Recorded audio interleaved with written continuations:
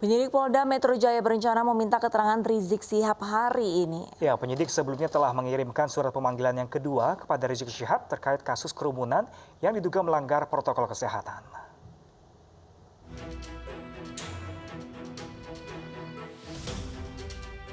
Imam Besar FPI Rizik Syihab tidak hadir pada panggilan pertama penyidik Polda Metro Jaya sebagai saksi kasus kerumunan di Bandara Soekarno-Hatta dan Petamburan.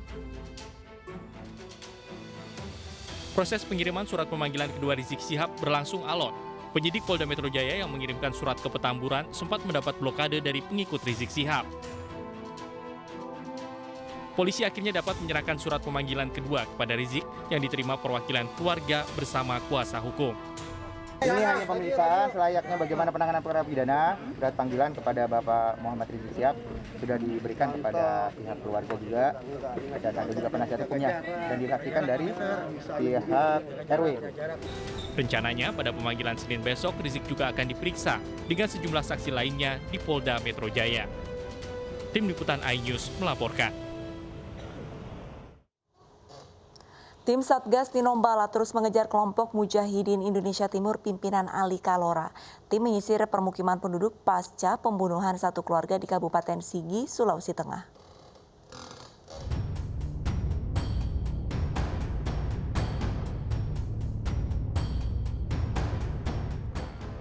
Tim Satgas Tinombala terus memburu kelompok Mujahidin Indonesia Timur pimpinan Ali Kalora pasca peristiwa pembunuhan 4 orang yang merupakan satu keluarga. Dengan senjata lengkap, tim menyisir pemukiman warga di tengah perkebunan di Kabupaten Sigi, Sulawesi Tengah. Kelompok Ali Kalora dikenal cukup lihai bersembunyi karena menguasai medan. Sisa kelompok Mujahidin Indonesia Timur berjumlah 11 orang. Tim Satgas juga memberikan pendampingan keamanan agar aktivitas masyarakat seperti membangun rumah dan berkebun tidak terganggu. Intensifkan pengejaran dan pencarian dan pengejaran terhadap kelompok MIT.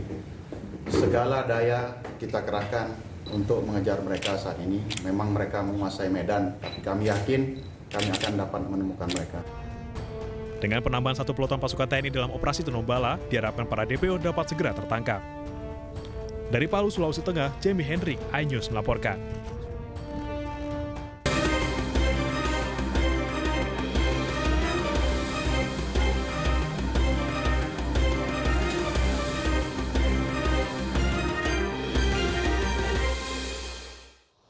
Ya, pemirsa, pendukung salah satu paslon di Ternate, Maluku Utara menghalangi petugas gabungan mencopot alat peraga kampanye.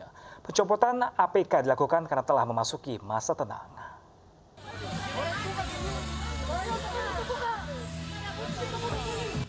Pendukung salah satu pasangan calon wali kota dan wakil wali kota Ternate menghadang dan menolak pencopotan alat peraga kampanye oleh tim gabungan dari Bawaslu, Satpol PP, TNI Polri, dan Kesbangpol. Ia menolak baliho di posko pemenangan dicopot. Namun setelah berdebat panjang, akhirnya petugas berhasil mencopot alat peraga kampanye.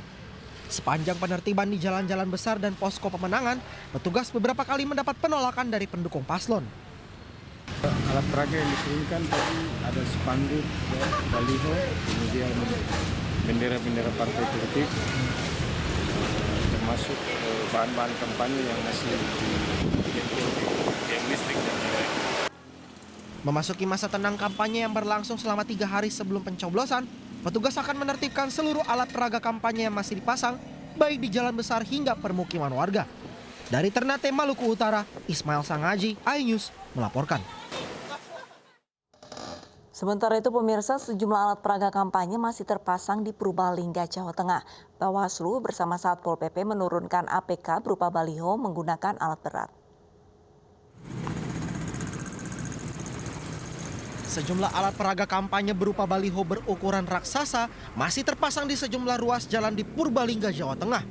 Seharusnya memasuki masa tenang, seluruh alat peraga kampanye sudah dibersihkan. Gambar pasangan calon bupati berukuran raksasa diturunkan petugas gabungan dari Bawaslu, Satpol PP, dan Forkom Pincam. Pencopotan baliho raksasa menggunakan alat berat dibantu petugas Dinas Perhubungan. Pada masa tenang tidak boleh ada kampanye dalam bentuk apapun, termasuk APK ya kita tertibkan bersama Satpol PP. Sebetulnya kita sudah bergerak sejak tadi malam dini hari ya, jam 00 lewat kita sudah bergerak semua di seluruh kabupaten Purbalingga, dan hari ini kita menyisir ya. Barangkali di beberapa tempat ada yang belum dibersihkan, ya hari ini kita pastikan semuanya insya Allah sudah bisa dibersihkan. Sebelumnya pihak Bawaslu sudah mengimbau seluruh peserta pemilu dan tim sukses untuk mencopot alat peraga kampanye. Namun hingga memasuki masa tenang, baliho masih juga terpasang. Dari Purbalingga, Jawa Tengah, Catur Edi Purwanto, iNews melaporkan. Jelang pemungutan suara Pilkada Rabu mendatang, KPU Kota Denpasar, Bali telah menyelesaikan proses penyampulan surat suara. Ya, surat suara tersebut akan disalurkan ke seluruh TPS di 43 kelurahan di Denpasar.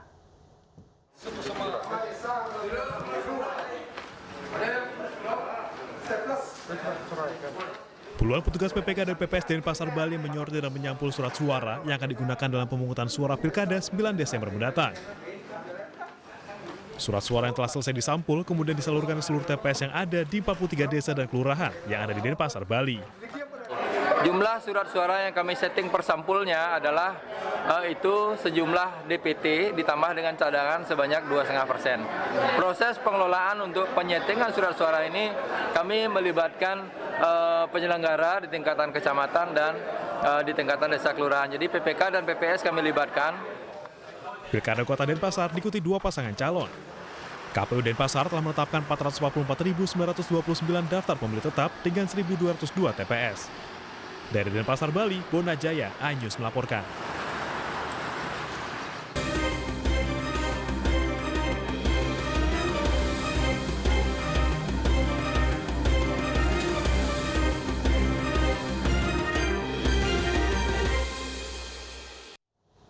Petugas bubarkan kerumunan pelanggar protokol kesehatan di Cakung, Jakarta Timur. Informasi selengkapnya sesaat lagi, tetaplah bersama kami di iNews Pagi.